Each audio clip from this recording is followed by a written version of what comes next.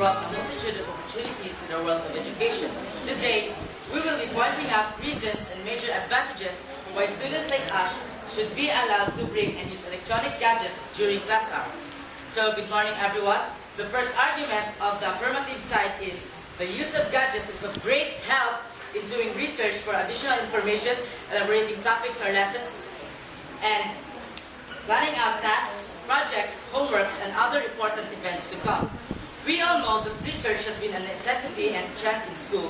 The use of gadgets can be of great help in accessing information or data. In particular, Google Scholar and ProQuest are just some of the reliable sources of books, journals, articles, researches, write-ups of authors, scholars, and researchers, which can help in making citations and in gathering dependable facts. The American Association of Schools Administrators promotes the use of cell phones in class as genuine educational tool. Daniel A. Dominic, the association's executive director, wrote that handheld devices like cell phones and tablets are beginning to offer applications that enhance classroom learning by engaging students to use tools they are consistently using anyway. Even the University of Michigan has also started using technology in the classroom, promoting the use of e-textbook, a pilot program being tested where the books can be read through online website or can be downloaded through a specific application to a device such as an iPad or another tablet computer. The districts in Columbus, Ohio and New Albany are waging campaigns that encourage students to have good gadgets on hand in school as they would like textbook. They considered that the easiest technology to use is the one we have familiarity with, and that familiarity with it allows us to be more effective students. As a final state, even schools like Granbury Heights, Hilliard, such as computers, tablets, and smartphones have bettered our lives. However, there are certain places, such as in academic environment, where the existence of these providers are not always welcome. This discussion over the rightful place of technologies has sparked much controversy. Most people feel strongly about this subject, partly because it's almost straight two-sided. Either the existence of the providers is tolerable in school or they should be kept at home.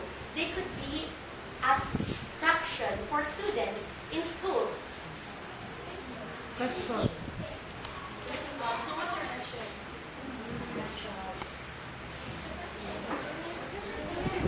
So that is your reaction. That's our reaction. Okay. Sige, napay tayo.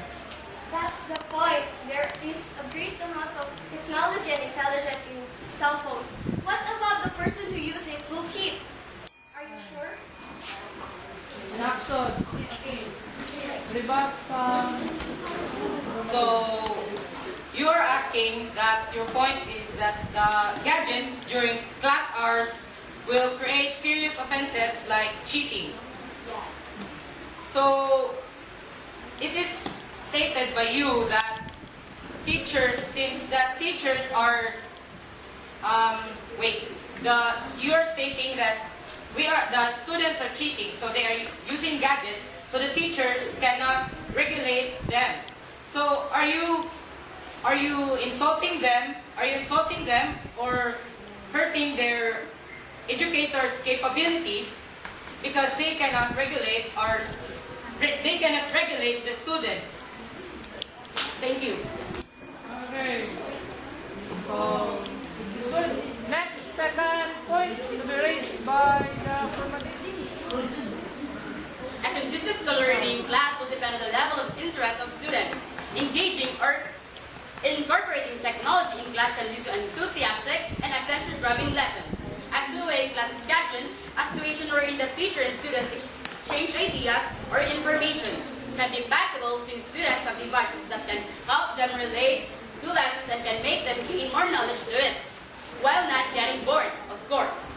This situation gives rise to the second argument of affirmative side, wherein the use of gadgets during class hours can prolong interest during class discussions, thus not just giving benefit to the students, but providing the teacher's need of self-actualization as well. As enunciated by Brian Lewis, CEO of the International Society for Technology in Education, that today's constantly evolving mobile devices provide ever-changing options for schools. So, Students can have personalized folders of their lessons on their own gadgets. Teachers can use applications to support class assignments. Students can even access online resources on their own, and so much more.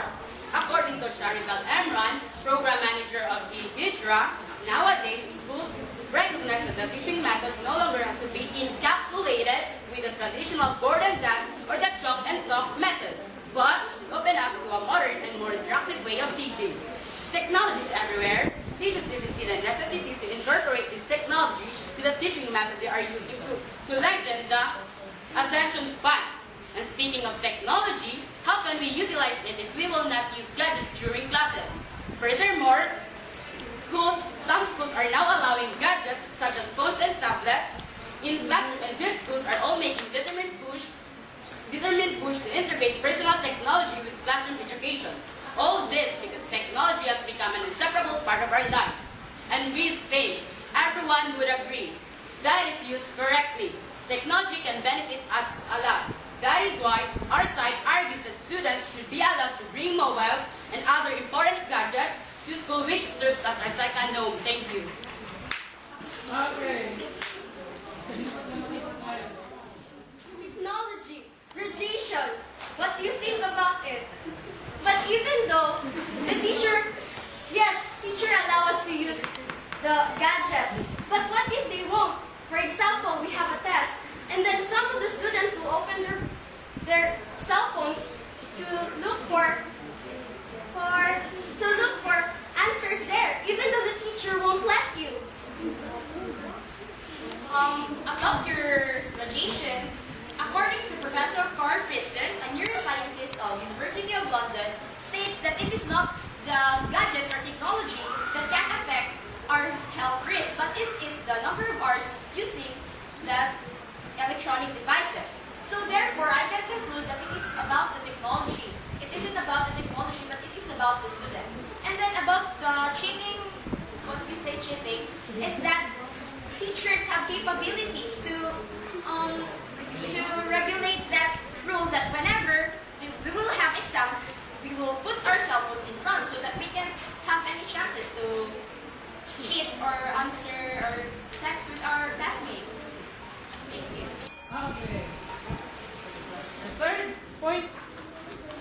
Affirmative. For a final argument on the affirmative side, the use of gadgets in school can assist students' communication to their teachers, classmates, and parents. Communication is one of the main things we cannot live without. Exactly. How should we express ourselves, send information, or even talk to somebody without speaking? These types of frequent platforms are the types that people use every day so that you can communicate with each other, and indeed, we can't ever picture existence without these. Students that need additional help that cannot be given in the allotted class instructional time, these students can access outside sources of assistance, email the teacher, group chat, or discussions of the class, and blogs. According to the study of Scott Steinberg, many classrooms use centralized websites as a way for teachers to communicate directly with parents, and also for parents to stay in touch with each other and share information relevant to the class. There are closed groups on social networks for students, and which can be used for assigning, downloading, and even turning in projects all online as well. Engage in virtual online presentations, taking advantage of video or voice chat functions to connect with experts, peers, mentors, and other classrooms worldwide. Encourage use of a tablet or other device as second screen to augment your teaching plans via interactive worksheets, presentations, or real-time polls, or simply dole out homework assignments and extracurricular activities in the form of online documents, activities, or worksheets. Either way, learning can be extended far beyond books. Yes, I think communication is a good way, but what if you communicate in a bad way? Because cyberbullying has increased in a fast rate because of mobile phone usage. So,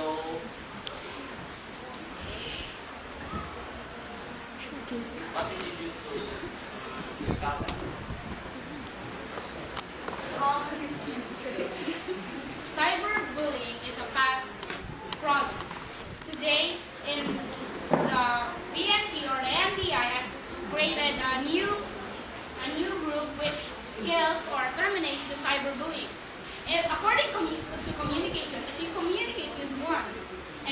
cyberbullying. The student who or people that is attacked or harmed can also communicate to the teacher using the cyber or the gadgets to report this act of crime. So it is very essential that we can communicate to our teachers or parents, even here at school. For example, if you are bullied at the hallway, then after you're being bullied, you have a gadget and can be used in school. So you can text or call your mother or father so that you can report this act of crime.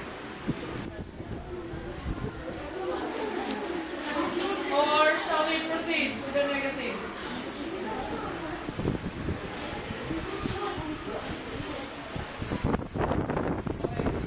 Question. How can you say that using phones during class hours can help us to be an effective students without knowing if they are able to abuse their phones?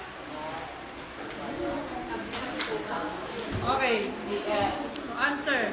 Sir, Pauline, can you repeat the question? Pardon. Pardon? How can you say that using phones during class hours can help us to be an effective students without knowing if they or we are able to abuse our or their phones?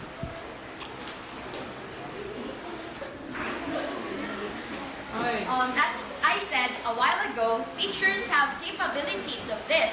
And as what Vince said in the argument too, he said that nowadays schools recognize that teaching methods no longer has to be encapsulated with the traditional board and dust or the chalk-talk method, but should open up to modern and more interactive way of teaching because like how we used in our computer science subject, we used projector to perform our activities properly. So it makes us more effective students. Thank you. Allow the students to listen to music through their earbuds while they're doing individual classwork. I concentrate better on my schoolwork when I am listening to music, many children say.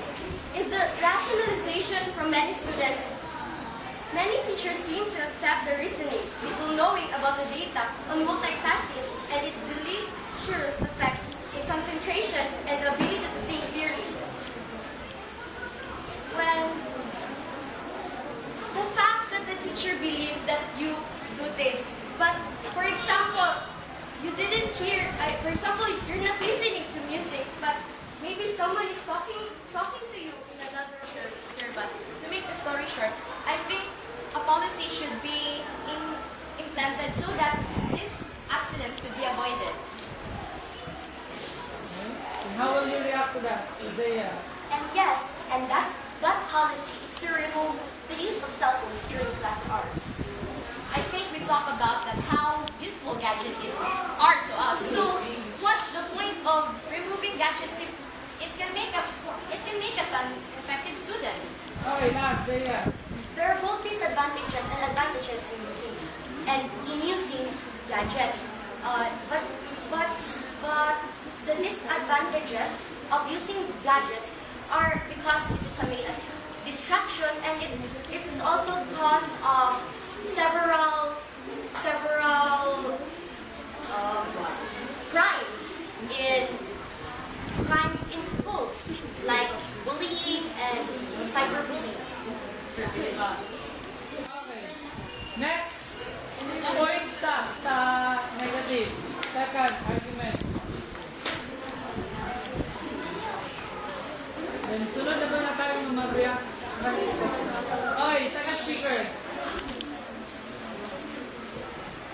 What's the next point? Okay, Zaya. I understand that teachers do not ban cell phone use in classroom without cause. They do not do it simply to be mean. It is not that they are opposing to us socializing. It's more that they are opposed to anything that will distract their pupils from learning the important lessons that they are trying to teach. It is their job to prepare us for college and to expand our minds. This means making sure we are involved in the class and comprehending what they are saying. Teachers do not allow us to talk in class, so it seems that phones should indeed be banned during class hours. However, in banning the phones, we deprive students from many valuable resources that are easily accessible. Apps have been developed specifically designed to assist students in the classroom. However, pardon me. However, the United Nations estimates that there are around 4.1 billion cell phone subscriptions around the world. Recent studies have raised concerns regarding mobile phone links to cancer. Over one-third of drivers admit that they texted while driving, even though the general public is aware that over 6,000 deaths are caused as a result distracted from driving, as well as the fact that talking on the phone while driving can take one's reaction time as low as of that 70-year-old. Even though these statistics are well advertised, the public is not observing different cell phone use habits. Mobile devices have become such an integral part of daily life that it is difficult to stop using them. Even in potentially dangerous situations, this conclusion can be related to debate over the existence of cell phones in schools and used to promote the argument against cellular devices. For example, if the simple action of talking into a cell phone while operating a motor vehicle can decrease one's reaction time. Actually, we're talking about using gadgets in class hours, and then you come to another point. Then you're going, they call this, out of the topic. Out of the topic. And then about your, about what do you call this? Your teachers have banned, but can you see the point? Also, our teachers use technology for us to be more effective, for us to be more, competitive. So, for me, computer, for me, gadgets, dependence on gadgets is really an issue for those who don't have self-control. The cell phone is a vehicle. And secondly, how could we be more competitive to other students if we keep on being distracted by the cell phones used during class hours? Okay, so Allowing teenagers to use their smartphones in school will alleviate the pressure at home to buy expensive calculators that most advanced mathematics classes require. Also, there are apps that will suffice if a student needs a scientific calculator. A fully functional graphing calculator available on an iPhone or on other devices has yet to be released. One of the main issues with the inability to put a graphic calculator on an iPhone is the amount of power that a smartphone generates is not enough to adequately provide for graphing functions. So certain aspects of the calculator will be horribly slow. Plus, in many schools, the student-teacher ratio is not small enough to allow the teacher to totally ascertain that all students are not just browsing the internet on their phones. A no-tolerance cell phone policy would also lessen the workload of a teacher, who could focus on relying information instead of hunting for students who are texting. Thank you. okay.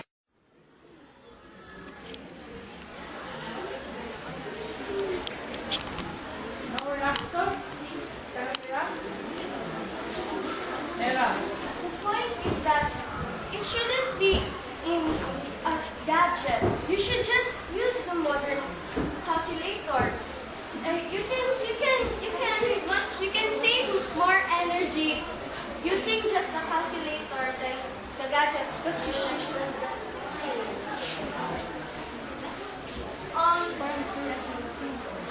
Using calculator and that calculators is nowadays very outdated since our mobile phones are really updated, and it really gives us more benefit. Then do you prefer bringing calculators every day than bringing your phones? Then your phones will have many benefits than calculators. Okay, last for the negative. Yeah.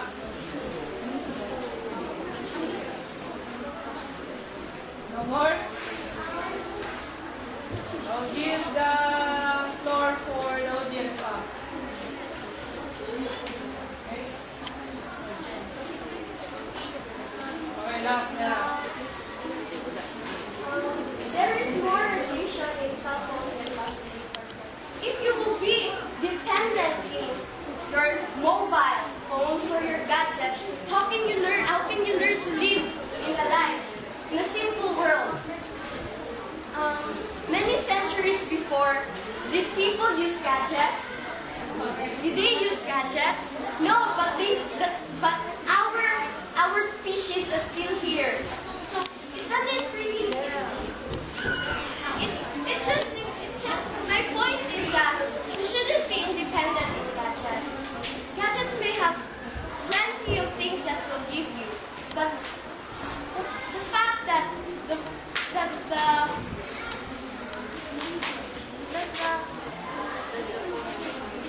according to Greg Graham, in University of Central Arkansas, there never has been, or nor will there ever be, a more dynamic learning context than face-to-face in close proximity.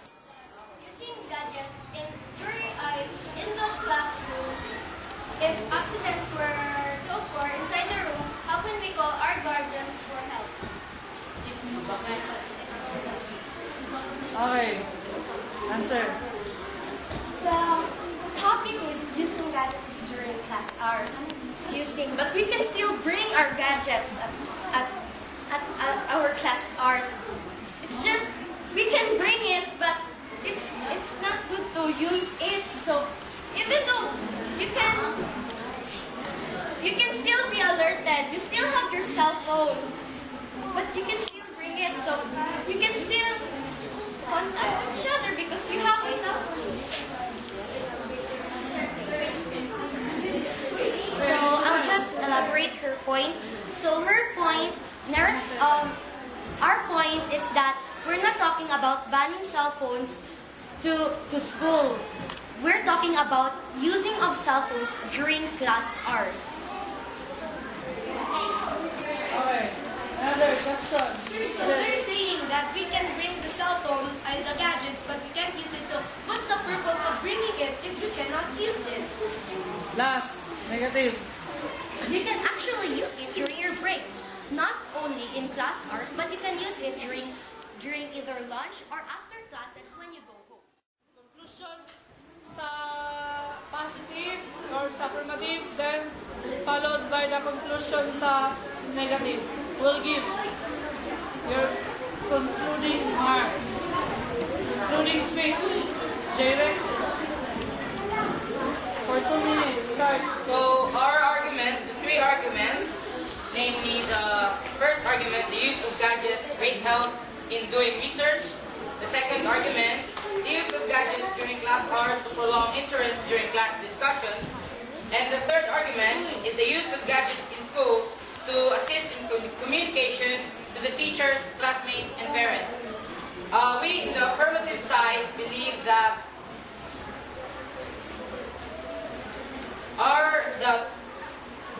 we in the affirmative side reiterates and emphasizes that the use of gadgets does not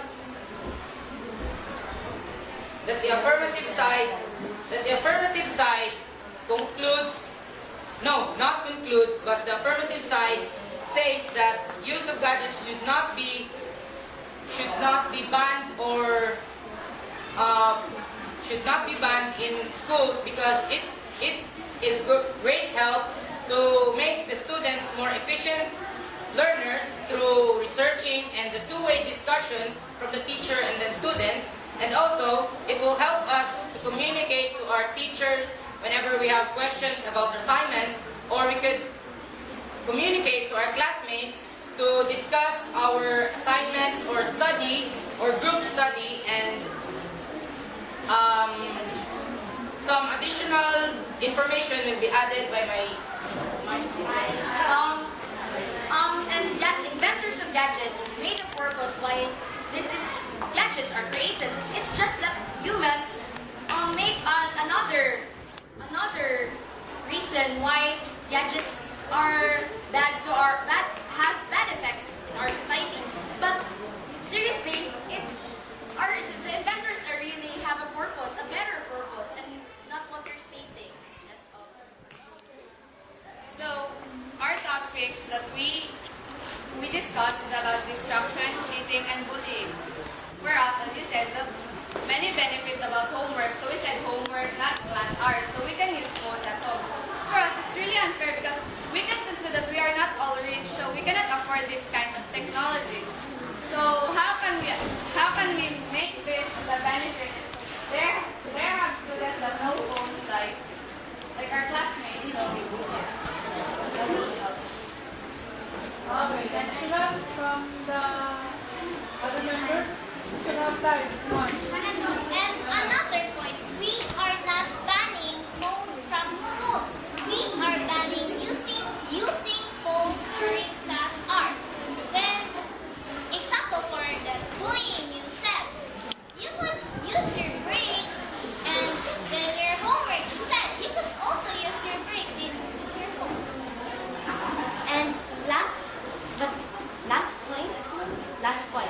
So how could we develop our social life and how could we fit